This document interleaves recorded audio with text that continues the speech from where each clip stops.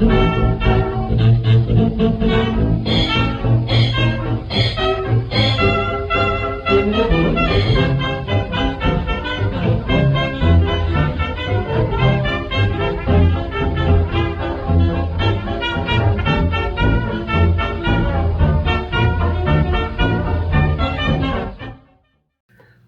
there, YouTube. I apologize if I look just a tad bit bedraggled, but I have been outside in the driveway slaving over a hot big steel tent so that I can make a video for your edification and entertainment. And now you feel guilty for making an old man hot and sweaty. Only way you can absolve yourself from that guilt is to like and subscribe, and don't forget to hit the notification button. If you don't hit the notification button, all that other work you did to get rid of your guilt will be for naught. Okay, the subject of today's video. I promise you we are moving towards some classic camping stuff, but we're trying to get the big steel tent into shape to go to the field and make that video, as well as make the trip to Sean Dyer's squirrel hunting camp at Dave Canterbury's place in Ohio. So I am busy at work at that. Okay, so when we last left our intrepid big steel tent, we had tested a new heat pump, the Ecoflow Wave 3 that I got. There'll be a link at the end of this video to that video if you haven't seen it. But what we determined in that video is A, it gives out sufficient cold air, and therefore we can assume hot air because it works in both directions. To change the environment within the big steel tent to make it comfortable when it's hot or warm when it's cold, if it is plugged into shore power, into a power source, okay? And that would be the case that I use it when I'm traveling. If I'm going, for instance, from here to squirrel camp, I have at least one night on the road that I will stay at a state park or a KOA or someplace that has shore power, someplace I can plug it in, okay, and that it works. We also found out that the Delta2 Max that I have, that is my primary power source inside the big steel tent, will power the air conditioner, the heat pump, but it will only do it for about 4 to 5 hours. Okay? And we discussed the solar input I was getting, and I showed you the solar panels, the new solar panels that I had gotten. At the end of the video, I had talked about expanding that solar, and that's kind of what we're doing here today. But what we're also doing is testing whether or not I can run the air conditioner using solar only. Okay, and it's not necessarily solar only. The solar goes into the power station, into the Delta, and then comes out of the Delta and into the air conditioner. Okay, and as long as the solar input coming into the Delta is the same or greater than what is coming out to the air conditioner, the sun will power the air conditioner. Oh, do stick around to the end of the video. After I had filmed everything, I got into the truck and I noticed something that the air conditioner is doing, that the Wave 3 is doing, that is good, but it changed my thinking just a little bit. I'll tell you about that at the end of the video because, like I said, I'd already shot what you're about to see before I discovered that. All right, let's watch the old guy talk about sun. Okay, just to show you the solar setup. What we've got is a 200-watt solar blanket hanging in a little awning over the back door and the back window, providing some shade. The sun is coming directly from behind me, okay, a little bit off to the right. It'll swing directly behind me as the day goes on. Coming around here,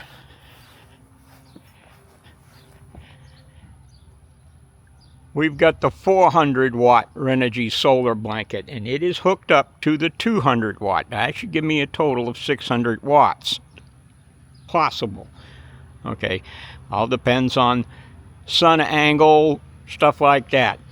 You'll notice here we've got dew on the panels, and some of it is in shade. That's because the sun is coming in from the right. I am not in the optimum position for this solar panel to receive power. Okay, I want it that way. Okay, I want it in suboptimal conditions.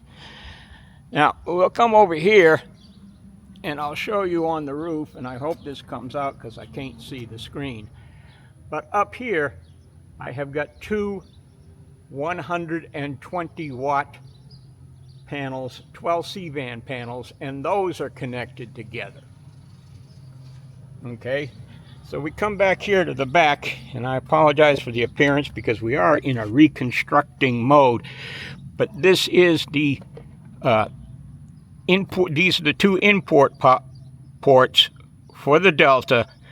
This one here is the 600 watt input. This one here is the 240 watt input. And there's the cooler, and it says it's 35 degrees inside. It's still running, and the test we're doing to see how long it takes to recharge includes how long does it take to recharge while this is running. Okay, it is about 1 o'clock in the afternoon. We are getting full sunlight, and we can tell because right now we are pulling in 425 watts. Okay, we are putting out,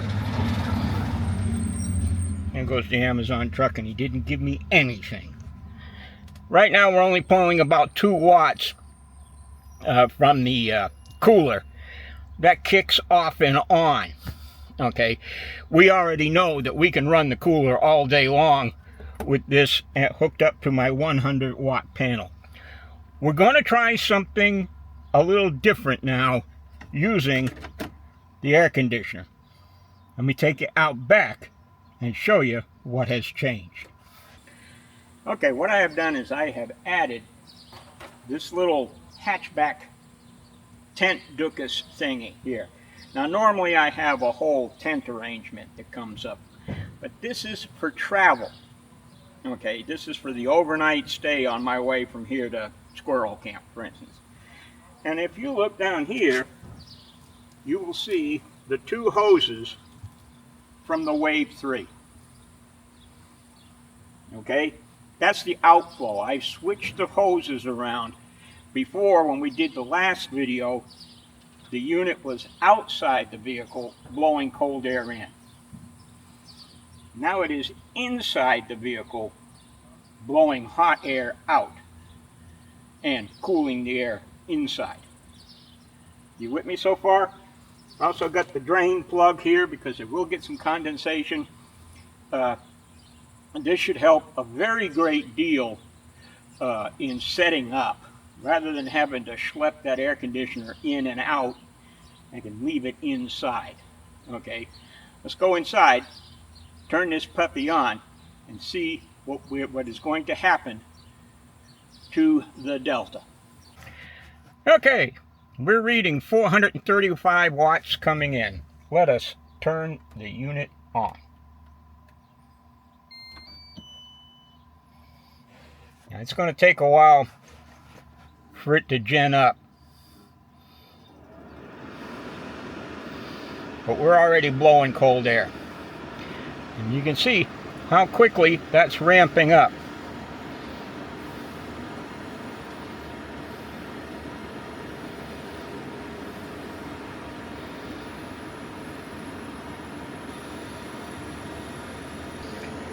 All right, we are up to 425. I remember right, this thing will run at about 500 watts. Right now we're exceeding. Yeah, we're 466, 467, 470.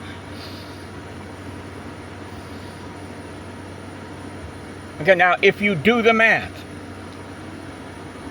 this will pull 65 watts an hour.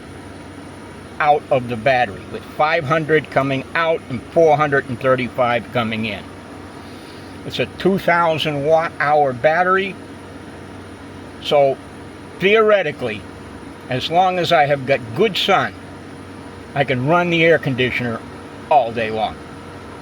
I'm not going to do that, but what I'm going to do right now, we're over 500 now, 528, so we're burning 100 watts an hour now. What I'm going to do is, I'm going to shut the door, I've got the moon roof vented, and we'll come back in an hour or so, see where we are here, see where we are here, and how cool the inside of this vehicle is. Keep in mind, we're out parked on a driveway in full sunlight. See you in a minute. Okay, it's been an hour, about an hour, and right now we are reading 444 watts coming in and 438 watts going out. That's powering the air conditioner. Okay, the app says it's I'm even less output on this. There's a phone app that goes with this, but I'm using this as my primary indicator. Anyway, we can, it looks, run the air conditioner all day long as the sun is out. Okay, we won't be doing that, but it's comfortable inside here right now. Don't have a thermometer. The tent arrangement on the back is working well. We have to understand that this was built to keep a tent warm or cool, and we are in a big steel tent, so it's doing its job. Part of the reason why it's doing its job as well as it is because I've got most of the top of the truck in the shade, being shaded by the solar panels that are powering the Delta, which is powering the air conditioner. And this will work the same way with heat. Okay, so what have we learned? Okay, we already knew that the Delta would power the Wave 3. Okay, and at the end of the last video, I determined that the best use case I can use the Delta with the Wave 3 is that in the middle of the day, in a very hot day, during a siesta time, I can run it for a couple of hours, shut it off, and then the remainder of the day will be taken, the sun will be replenishing the battery. By adding an additional 200 watts of solar, I can now run the air conditioner as long as the sun is out. But then we come to the thing that I discovered that the Wave 3 does. I finished shooting most of the video. I had to go to the hardware store to pick up some stuff to improve the awnings on the using the solar blanket. And I unlocked the truck, got in, and I could hear the Wave 3 was running. And the Delta is connected to a 100 watt panel continuously to keep charging it because of the maintenance functions that it does. So I said to myself, oh dang, did I forget to shut that thing off? And I went back and it was off, but the fan was running. And that's when I realized the Wave 3 and basically all electronics work within a temperature range. You can't get too cold and you can't get too hot. And the upward limit on the Wave 3 was about 120, 100 degrees, something like that. And it was inside an SUV parked in a driveway. So it has a safety function that will run the fan if it gets above a certain temperature. Now that's good because it preserves the integrity of the machine. It's bad because in the middle of a hot day in the summer, it might get hot enough to kick that on and the fan be running and not cooling. Okay, so I'm drawing power and not getting the benefit of the machine. It could happen like while I'm out on a day hike or shooting a video off in the shade somewhere. Okay, what I've done is I've gone ahead and ordered another 200 watts of solar, another solar blanket, so that I will have that little awning on both sides of the truck. Okay, plus I will have the solar panels that are on top of the truck, and I will have the 400 watt solar blanket that is covering the windshield, as well as that little hatchback tent that is covering the back. Okay. Now the whole idea behind this is so that I can use both active and passive cooling. The active cooling is running the air conditioner. The passive cooling is creating a shady spot. I need to park in the sun in order for the solar panels to work, to have drink down the sun. But if I park in the sun, then the inside of the vehicle gets hot. So what I've done is I've covered the truck with solar panels that give me electricity and provide shade. Okay, so active and passive at the same time. As long as I keep the vehicle open and during the day, and I have mosquito nets that go over all of the windows all the way around, passenger side, driver's side, front and rear.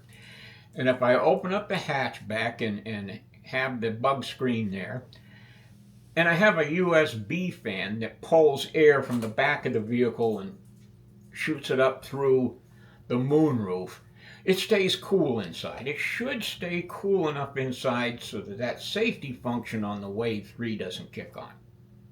Okay, what the extra 200 watts of solar does is it makes sure that I can still, that it will still recharge the Delta better and more. You with me?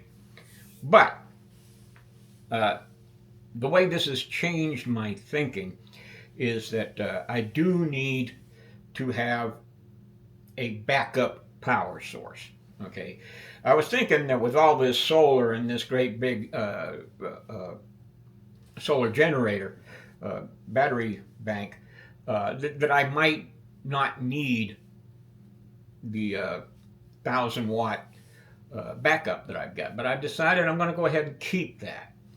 And now, okay, I've got all the electronics out of the vehicle now. Now, I put my air conditioner in the air conditioning where it's cool. Okay, so anyway, I've done that. And that's good because all of this has caused me to have to basically redo the entire interior of the big steel tent. That's where we're going next, okay?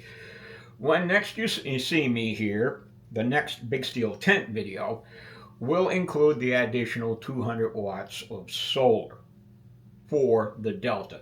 What that'll give me is 1,040 watts available from the sun. It can translate to somewhere between 400 and 500 watts of input. Okay, I'm good there. And I can run the air conditioner, but I want to make sure I've got that additional solar coming in so that I can run the laptop and the cooler and cook with my electrical gear all at the same time without draining the battery.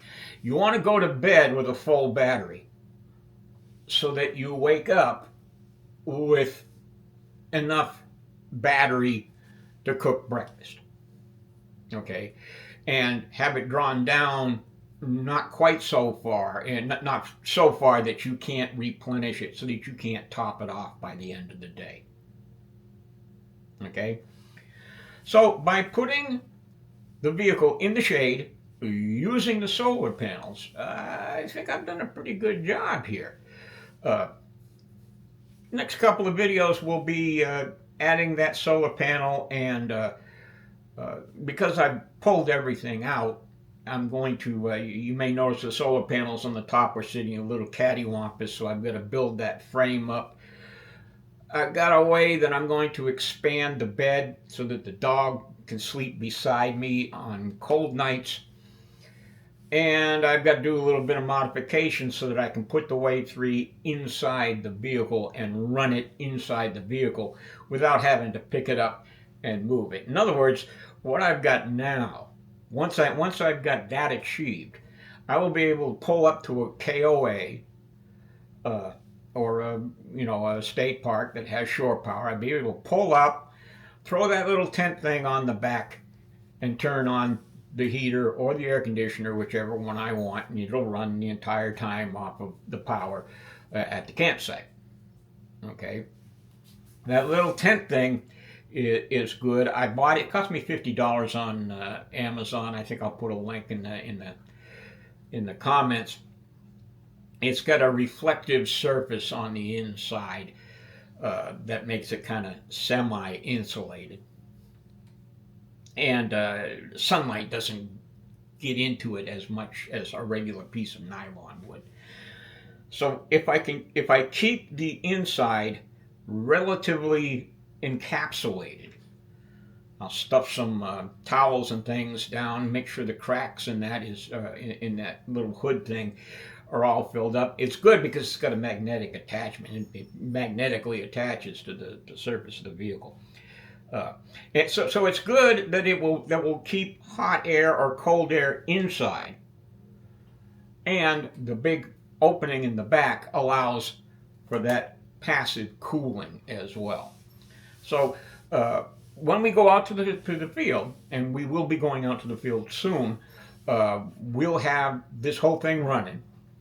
We'll be able to test whether or not a hot Texas July and August day will kick on that fan in the air conditioner, or whether or not my passive cooling works to keep it from turning on. Okay, we'll also be testing out and figuring out that stove I got from James Bender, and I'm playing around with a recipe that Horace Kephart put in one of his books using dehydrated food. So stick around, hit that notification button.